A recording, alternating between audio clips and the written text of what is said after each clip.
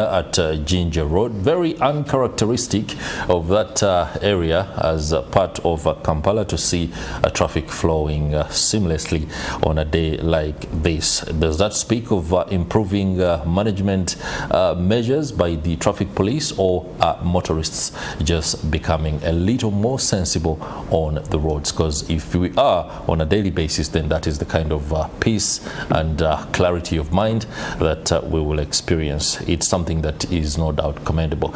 Stephen Mbide also spoke of the fact that many of the candidates vying for positions ahead of the 2026 general elections have been told not to plaster their portraits and campaign posters in certain places. I do not know whether that is being heeded too. We shall be speaking to some who are contesting and see exactly whether those guidelines are being followed. Now let's go into our Kickstarter proper, contextualizing unemployment and youth leadership in the country. There has been a bone of contention when it comes to the body politic in the country. The youth are not actors that have leverage in the body politic. There has been participation, no doubt. They've been included in some circles and some positions, but it's well understood and clear to all observers, especially for us from the media point of view, that the youth are actually not given the leverage to make the decisions that affect them or the decisions that matter. But the question is also asked, can the youth offer a better leadership alternative, one that can bring the kind of clarity to politics that has been absent for the last so many years? This morning, I'm joined by youthful politicians and an academic for this particular conversation, one that should build on the fact that World Bank data is nothing to write home about in as far as unemployment is concerned. The data we have indicates that 16.1% is the rate of unemployment for youth aged between 18 and 30, and that has impacted females more than males, especially in Uganda. All those are questions that we should be looking into, and whether the young persons themselves can actually come forth with solutions. But the very first thing to do is to present yourself for leadership by contesting on all these positions that are available as the nation gears up for the general election. On my extreme left is Mike Kidega. Mike Kidega is an aspiring presidential candidate. He spoke very ably before we came on air of the fact that he's going to be the very first challenger to President Yoweri Kaguta Museveni, but we know President Museveni has faced very many people, especially from 1996 and to the very last election. What does he mean when he says he's the challenger? You're welcome to MorningAtNTV, Mike Kidega. Yeah. Thank you so much for hosting me. Okay. Yes, my name is Mike Kidega. I'm from northern Uganda, and I'm Nacholi. Oh, okay. You will be, we shall be having an intro, a preamble, no doubt. Let me just get through with introducing Brenda Praff Nema, NRM flag bearer for LC5 Women Councillor Makindye East. I'm reliably informed that you scored a staggering 92% in that vote. Yeah, shockingly, yes. You didn't rig? No, it's been good. It's been good. 92%. Yeah. Did anybody line up? It's the voice of the people. For your challenger? Yes, from where she comes from my area. All right, that's a good one. Welcome on board to Byamukama, Strategic and Security Studies scholar at Nkumba University. You're also a lawyer and one of the youthful voices when it comes to commentary, as well as seasoned political observing is in Uganda. You're welcome to MorningAtNTV once again. So good morning, viewers. It's a pleasure to be here with you once again, Chris. In light with our preamble, I would be remiss if I do not begin with Mr. Mike Kidega. The position you are vying for, President of the Republic of Uganda. Yes. You've expressed interest in going for this one. Yes, sir. You have told me before we came on air that you're going to be the very first challenger Yeah. What do you mean? Oh, thank you so much. To be honest to our viewers, that since Museveni came into power in 1986, President Museveni has never got a real challenger. Whoever comes in, they are just interested in how he should go, something like that. But in actual sense, they can't present the fundamental policies and things they want to do for the people of this country. So I believe that my agenda and what I'm going to do is really going to be on the ground to make sure that the people of this country understand exactly what their country is supposed to do for them. It's not about saying so and so must go. Okay, yes, let him go. So what alternative do you have to give to the people that is better than the one who is in power? Yes. So and that is what exactly I want to present to the people of Uganda. Let me stay with you on that and ask you the open-ended question. Okay. What are you offering the people of Uganda? The first of all, I want to offer the people of Uganda leadership. We all know that Uganda is more of young people.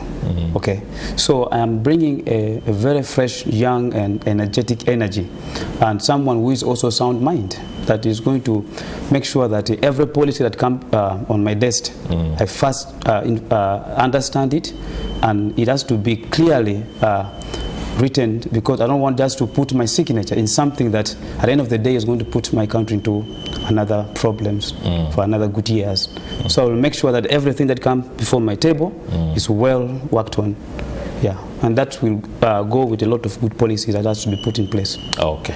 We'll be diving very shortly into the policy framework and the available options that you have as a leader, providing an alternative from what Uganda has had for the last 40 years. But allow me ask Byamukama, when you hear a man as youthful as Mike Kidega say that President Museveni has not had a real challenger the times that he has positioned himself for presidency and won ultimately on all those occasions, do you believe and see the optimism that Mike Kidega espouses as something that is a pinpoint? Is he right to say the president has actually never had a real challenge and that this time around he's offering one?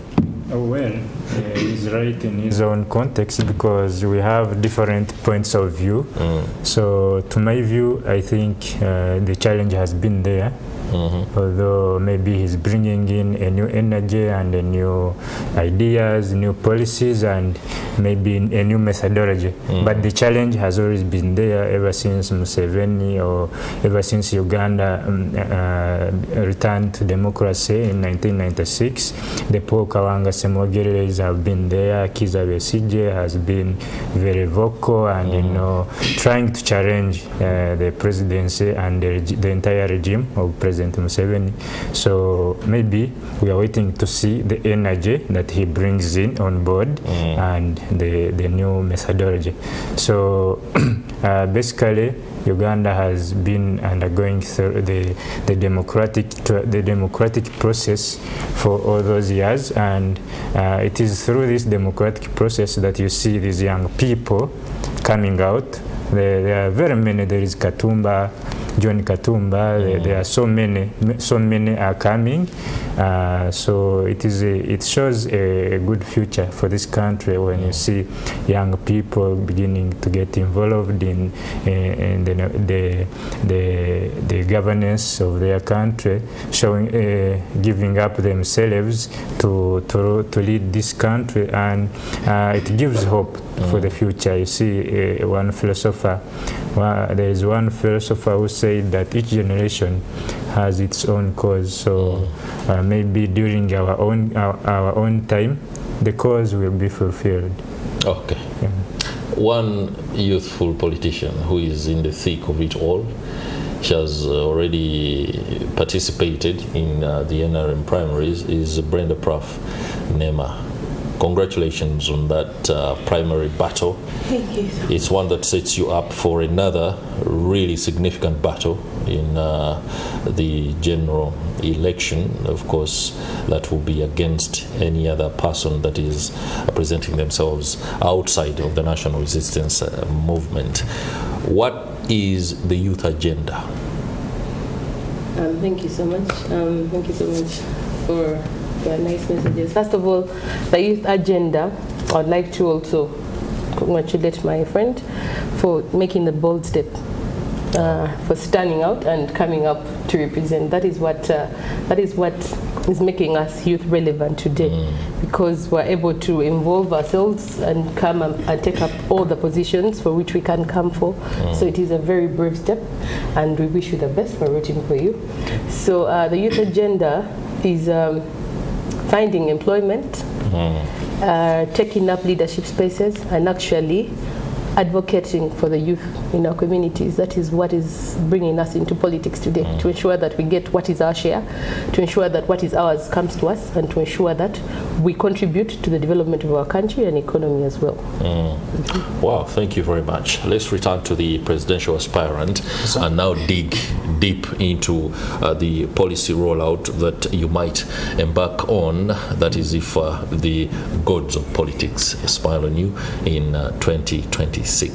What do you see as the long-standing challenges that the youth have suffered in this country, and what are the available options, alternatives, or measures that can be undertaken as quickly as possible to rectify some of those challenges? Thank you so much once again.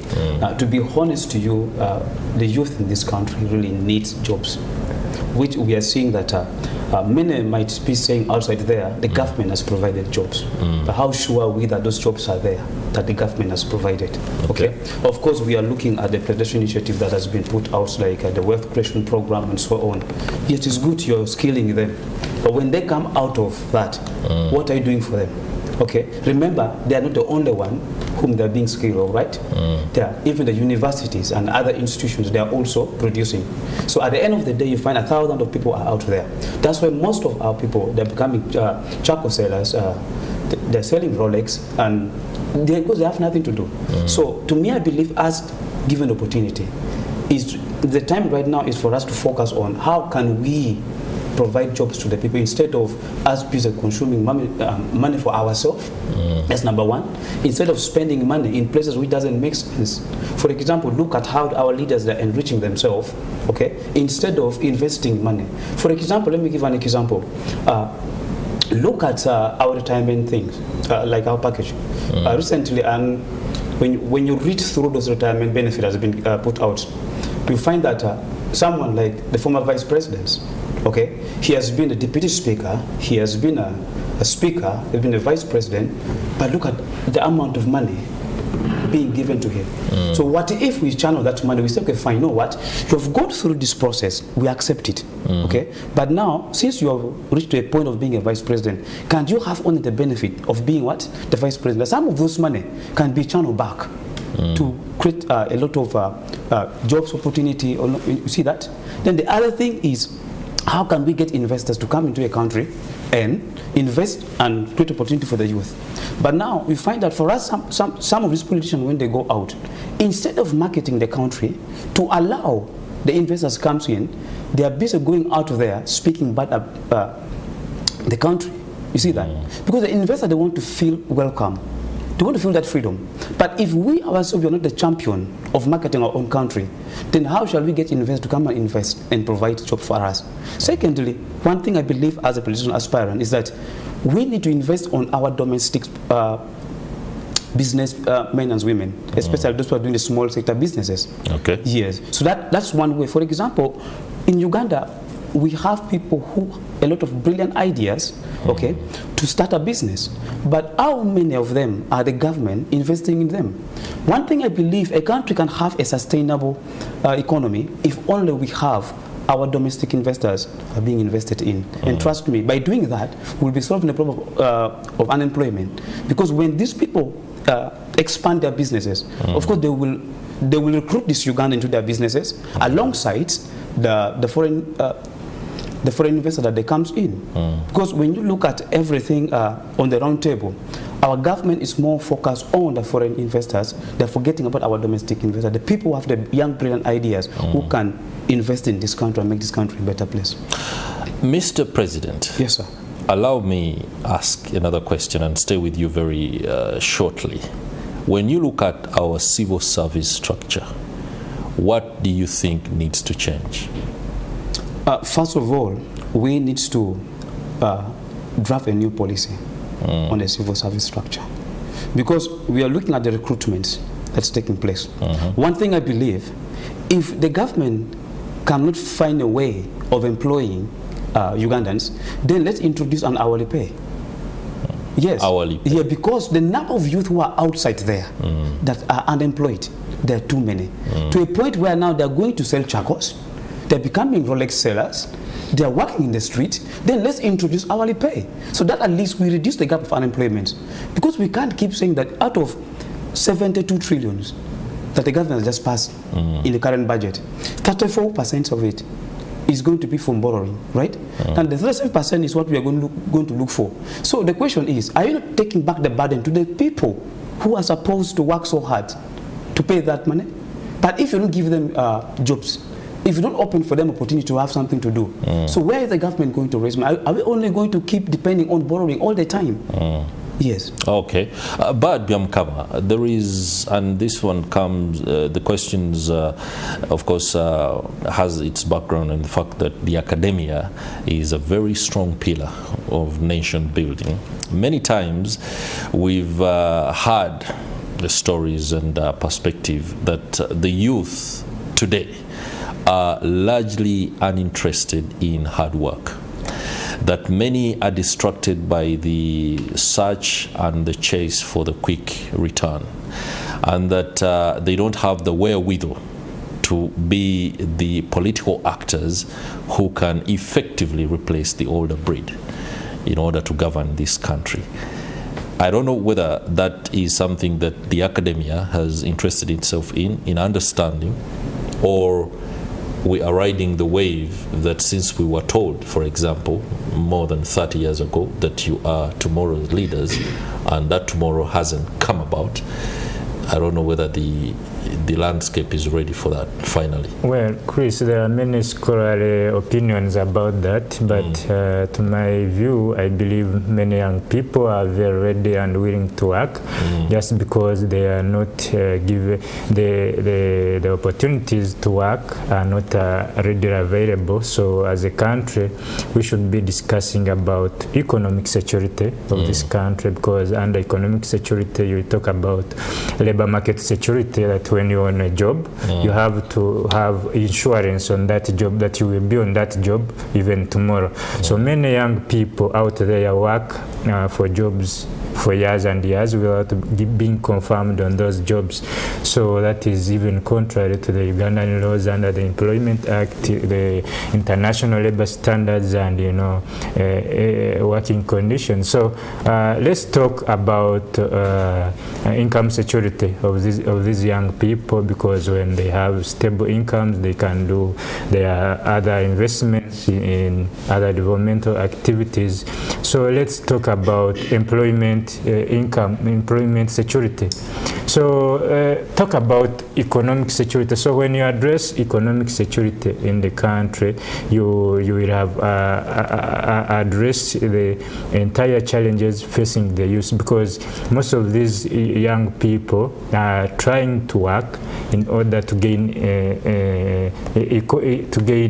that economy, that money, that income. So let's talk about, in fact, the country should be discussing about minimum wage, because developing countries without minimum wage, there is a lot of labor exploitation. When you carry out a study outside there, you'll find that many young people working in those factories, Chinese and Indian factories, earn below average. They earn, for example, 8,000 or 5,000 a day, which is below average. So when you are earning money and the marginal output of that money is zero, so you are disguising.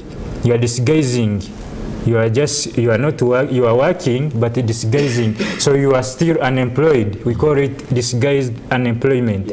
So many young people, basing on those statistics by World Bank, yes, many young people are employed, but employed under disguised unemployment. So still the marginal outputs, you will earn money, you earn that 8,000, and you subtract transport, you subtract rent, the balance is zero. Exactly. So you are still disguising. So as a country and policymakers, we should be discussing about having a minimum wage. There has been counter arguments against having a minimum wage country, but that because it will discourage investors. No, there is no minimum wage will not discourage investors. In fact, it will attract investors because prior to investment, these investors do thorough research on how the market is evolving in that specific area of investment. So there will be research, and so a lot of Ugandan, a lot of money earned from Uganda is repatriated to foreign countries without at the expense of exploiting these Ugandan youths who are working in those factories. So in Western countries, minimum wage jobs are usually discriminated for higher paying jobs, but in Uganda, even the minimum wage jobs are not available. So the this makes the working atmosphere unfavorable in the country. Many young people end up being discouraged to work. They get discouraged, like you said, they are lazy. No, they are not lazy, they are willing to work, but the atmosphere outside there is not favoring them to work. So we should be discussing other policies like motivating these young people through these development programs. You see, there is a lot of delinquency. Delinquency means those young people who participate in crime, and so we should avail policies to rehabilitate these young people and give them hands-on skills, enable them to cater for their own future. So not waiting for them during electoral campaigns to don them in those political dressings, to go on streets and dance and shout. So let's empower these young people. There should be schemes for university graduates who haven't found jobs to cater for their transition. So we should be discussing those policies as a country. More especially, this has not yet been possible, especially with the presence of people like when you see the decision makers. There are people like Moses Ali and the likes. So the country should be discussing this, but the quality of leadership has not enabled this country to discuss such policies. So we need to address... Interesting there. And since we are contextualizing this, we shall be delving into the inability by the older generation to seed way and space for younger cadres, including in the civil service, to be able to take up some of these positions, especially when you look at the fact that some are seeking to amend their age so that they become a little bit younger and stay on. That's a good conversation, no doubt. We hope we can use the time frame available here on MorningAtNTV in order to demystify some of those aspects. But let me ask Brenda Praff, you, before running for Women Councillor LC5 in Makindye East, have you held a political role as a leader before? Thank you so much. I've been a leader in the youth structures, still in Makindye, from my LT1 village to LT2 level. And I'd love to appreciate even the little change that we get, because those structures help us train for the bigger positions. When I was coming for this position, my opponent said, "You're so young, go and grow tomatoes. How can you come from nowhere to LT5?" So it has never been there, someone my age, to be at that level. It is a position for, actually, the incumbent, the previous leader was my teacher in primary school, was the one in this position. You're up against your teachers. Yeah, so it has come to that. We need to appreciate that change, and I believe for us to have the youth involved in today's politics or today's development, we need to engage them starting from their mindset. That is right. Because the government has tried. They've tried through interventions like the PDM. People have received that money. They have tried through the skilling programs. I'm a beneficiary of the skilling program. And I'm proud to say I'm a baker and a caterer because I learned that skill free of charge and it has taken me so far. So we need to empower these youth to use the skills that they have to be able to survive. These skills can be turned into a financial income. They've been talking about chapati selling and what, but the informal sector contributes a big income base to the country's revenue. So it's not a minor thing. Selling a chapati is someone's sense of livelihood. So if we can empower these people through the PDM money, youth have been able to start up these businesses with as little as 400,000 or 500,000 or less, and they've been able to survive. They've been able to feed their families. So we need to empower them and make it favorable for the informal sector, such that even a child or a youth who is repairing phones in a small kiosk or who is selling katogo can also survive. Because I mean the jobs are 9,000 versus the 400,000 youth, graduates, non-graduates. We cannot compete and they cannot be enough for all of us. That is right. So how do we make the environment better, or how do we make youth ready to take up whatever opportunity that is available? Because we won't all fit in the public sector or civil whatever. So we need to also prepare youth. I believe it is in the mindset, because we have incubation processes. We have the NSSF Innovator, which even gives grants up to $10,000 through the MasterCard Foundation. All of these opportunities exist. We need to empower youth or inform them that they can benefit from these programs and can also be able to run a sustainable business, help them grow their businesses, help them get business literacy, to ensure that even the informal sector can thrive without us having to go to. All of us can fit in those offices. Okay, no doubt that's a very solid and an argument that can be made, no doubt. But just to make this point very clear, and this one goes out to anybody else who is watching away from my panel, is that we face a very difficult dilemma. Of course, there are dilemmas everywhere, and there are some that can be handled, and you can get yourself out. But as a nation, the body politic is seeing children lining up against their fathers, and very soon we shall have grandchildren lining up against their grandfathers and mothers for political positions and leadership roles. Now, for you out there, you might reason and say, at the end of the day, contestation of power and political position should be free for each one of us. But really, should there be a battle between a grandchild and a grandfather for a leadership role in a community? It shouldn't be there.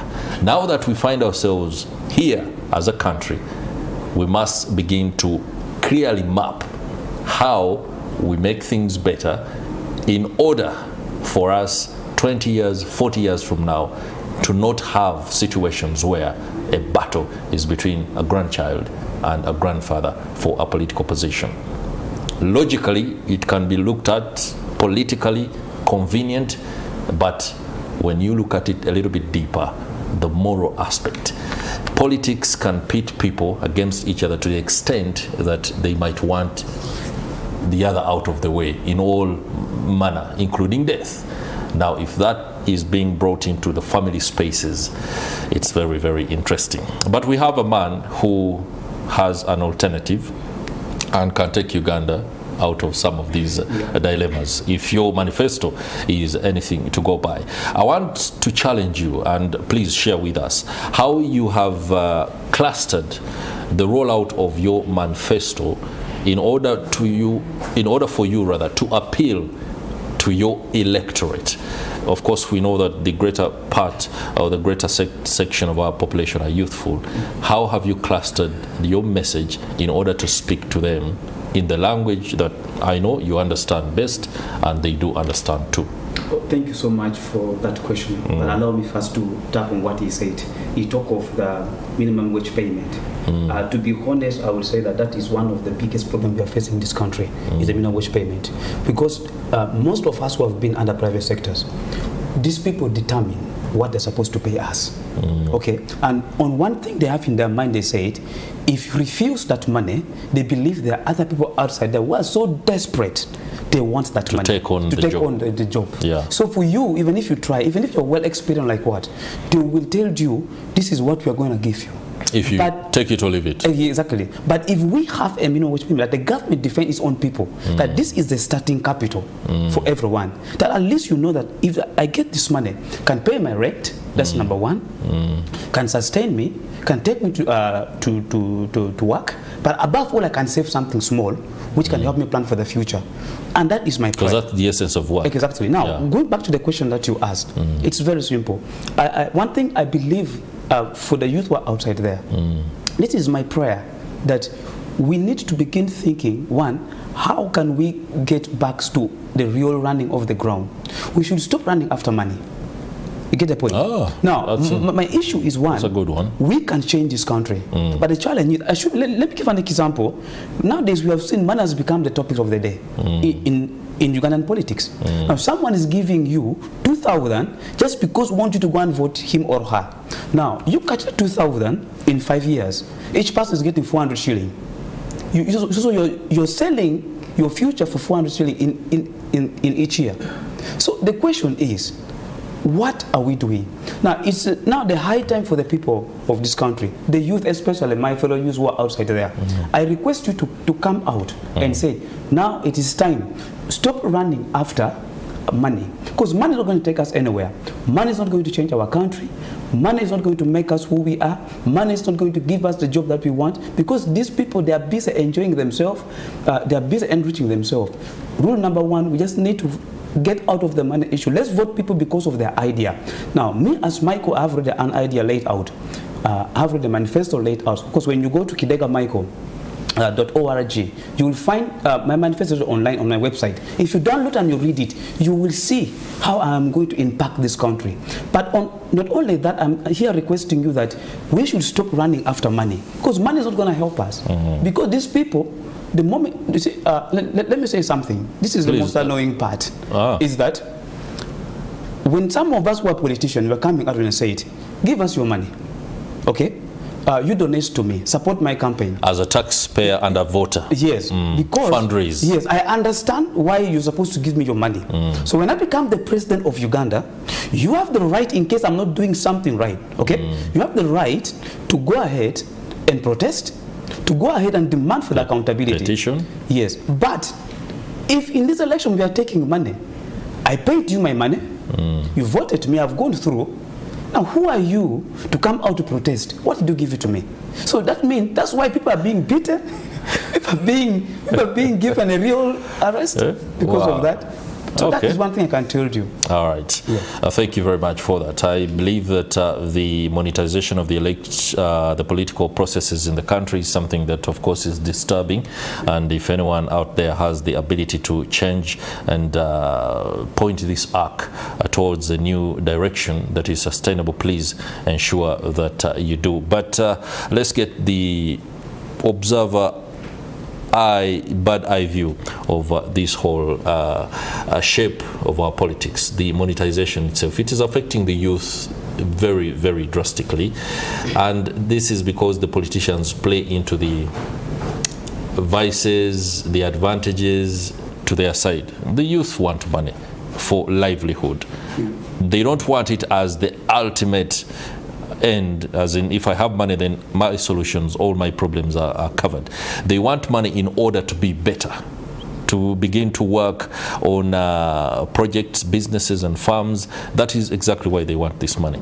But the money economy itself, Mr. Byamukama, you look at the things from a deeper perspective as an academic. Do you see the generation of leaders right now relinquishing the advantages that money brings to them? Never, because the politics of Uganda is a violent terrain. So you have to fight in order to survive. So you fight by you have to use either ways in order to make it. So the cost of politics in this country has steadily been increasing, beginning with the policies themselves, because when you see the structures within she contested for NRM primaries, and the monies that they were paying to NRM is a high stake, and most young people cannot afford. So if you look at the parliamentary seat in the NRM, is very costly, just at nominations only. So the same applies to electoral commission. So why should I pay a lot of money in order to offer leadership to my people? So that is a subject to debate itself. So the cost has kept increasing, beginning with the policies themselves. So when you combine them with the limited civic education amongst the citizens, so it becomes a turbine. So the dynamics in the society make these politicians vulnerable to giving out cash and bribing, voter bribery, which is a malpractice, by the way. So, but it is inevitable. There's nothing to do that. If you don't give out this cash, if you don't support these people, because most politicians have failed to offer services to the citizenry. So they have opted to go for fundraisings and contributions, financial contributions to the citizenry. So that has made the cost of politics inevitably increasing. So, and has given rise or birth to several vices of corruption, because where I get the money to bribe these voters, I have to definitely have to solicit kickbacks from government projects and government contracts from contractors or the government treasury from the budget in order to save for the next election. So most politicians, whenever they are elected, they are not focusing on discussing policies in parliament or their respective local governments to the citizenry or to cater for the citizenry or the services in the country, but they are saving for the next election. Definitely. So that has made the atmosphere in the country very violent. So for those people who study guerrilla warfare, know how a violent atmosphere is, because perfectly understandable. Yeah. So as a country, I believe there are so many issues to discuss as a country. So for young people, the cost of politics has inevitably prevented many able young people from offering leadership, and for even the mature people who can't afford the high cost of politics have shied away from politics, and that's why you see our politics is deteriorating. There is no more discussing policies, because I have been watching parliaments on so many occasions, and I see many instances where there is contempt of parliament and lack of quorum, because parliament itself as an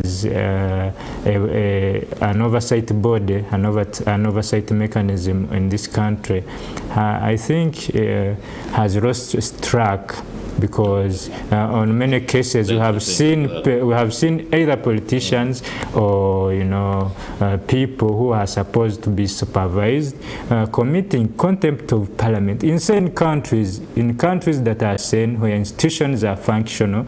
So you can't contempt parliament and you are not impeached, or you don't face the necessary sanctions. So thank you, Bud, for that. No doubt. I'm afraid I'm going to have to hold you in your tracks. Time is not our best ally, if the words of one of our icons in broadcasting are anything to use. Let me put an uncomfortable one to Miss Nema. As a member of the National Resistance Movement, accusations are rife, and this has been reported widely, including the media and by Nation Media Group, that the rollout of initiatives that are aimed at empowering youth has largely been politicized, and many times times the national resistance movement has used it as a political ticket and a weapon. We also see or hear that within the civil service, incidents of jobs being doled out on account of patronage, on account of handouts, underhand methods, including cheats, is something rampant, is something we cannot shy away from. In the overall context, when it comes to jobs and employment for the youth, what do you offer as a positive in terms of your leadership capacities, especially if after 2026 you are at City Hall? Yeah, thank you so much. Like I said, there's been government has put in place policies or interventions to eradicate poverty or to involve the youth in the economic environment. But there's also, we need to appreciate there's also been mismanagement of these resources. For example, YLP money comes to the division, it is meant for these people, for the youth, but it is given to people who do not qualify. You find there's misappropriation of resources, it is used in administrative costs instead of doing what it's supposed to do. There is corruption, like you have said. But the best thing would be to advocate for or to hold the people accountable for the resources that are given to them. Because if money is allocated to youth and it is given to people who are even above 35 years, that is already a bad thing. These people need to be put to account for the money and make sure it is used for what it is supposed to be used for. We need to emphasize tight measures on corruption, and administrators who are in charge of these funds or who are in charge of underseeing these activities to ensure that they do what they're supposed to do by putting a strong arm, putting them in jail actually, and also, yeah, we need to put them in jail because they're using our money wrongly, and also to advocate and empower the youth to stand up and be ready to fight for what is rightfully theirs, because no one is going to fight for you more than you can fight for yourself. Because if they tell you there is money at the division seated for 5 years and you do not pick it, that's a confusing call to an average youth out there, to stand up and fight for what is yours. Yes. What do you mean? What I mean is we need to be able to play an active role. As youth, we like to play a passive role. Okay, the government has given us money, PDM, we have 30% of the money. Now you expect the money to find you in your house? No, you're supposed to apply for this money. You're supposed to make sure you're ready for this money. You're supposed to make sure you have the business to invest in this money. We need to make sure you have the right skills. We need to make sure we are positioned to use this money. For example, we have young people who are ready to work. I have people in my community who have managed to save 1,000 shillings a day, and they have to a tune of 5 million. And these are young people who work daily. No, for just 2 years. Yes, it is very possible. It is possible. I'm being very honest with you. These boys have been able to buy borders for themselves. I invite you to come and I invite you. She has invited you. Yes, I've invited you to come and help me empower these people who are ready and willing to take a change. They are ready to actively contribute.